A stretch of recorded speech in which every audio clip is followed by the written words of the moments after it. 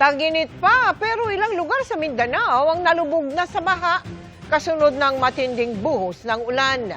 May bumagsak pang tulay at mga pagguho ng lupa. Nakatutok si Joseph Moro. Lumutang na ang sasakyang yan sa Dumanlas Road, Buhangin, Davao City kagabi. Naglutaw sila!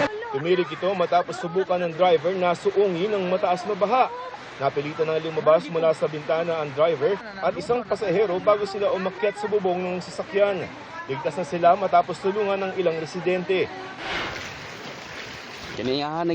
Nagmistulang ilog naman ang maraming kalsada sa Barangay Tolomo. Sa taas ng baha, umabot ng hanggang baywang ang tubig sa ilang lugar.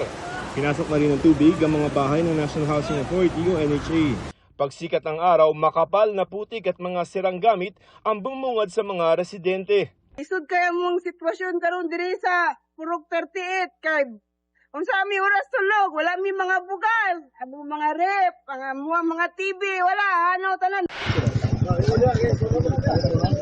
Di naman madaanan ang tulay na ito sa Purok 2, Barangay Calyawa, Buhangin District. Bumigay ang tulay kaninang madaling araw kasunod ng malakas na ulan kagabi. Mahigit 7,000 residente ang apektado ng pagbagsak ng tulay na nag-uugnay sa Barangay Calyawa at Barangay Mandug. Yan din ang alternatibong ruta ng mga biyaheng Kalinan, Buhangin at Downtown Davao City. Habang hinihintay ang assessment ng mga otoridad, pinapayuhan ng mga motorista na umiwas muna sa lugar. Ayon sa DPWH-11, magtatayo ng Bailey Panel na magiging pansamantalang daanan habang nire-request pa ang pondo para sa pagpapatayo ng bagong tulay.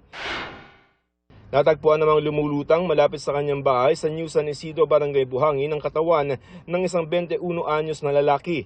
Sinubukan pa siyang iligtas pero hindi na naagapan. Pinaniniwalaang na kuryente ang biktima saka nalunod. Binahari ng St. Mary of the Perpetual Rosary Parish sa kaparehong barangay.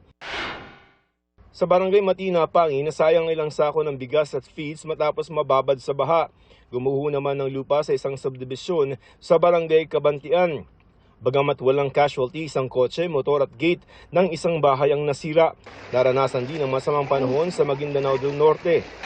Hala, grabe Sa bayan ng Northern Kabuntalan, halimbawa, nalubog ang ilang lugar, kabilang ang mga taniman ng palay, mais at gulay. Ilang residente rin ang napilitang lumikas. Ayon sa Pag-asa, Easterlies Intertropical Convergence Zone o ITCZ at thunderstorms ang nakakaapekto sa iba't ibang bahagi ng Mindanao.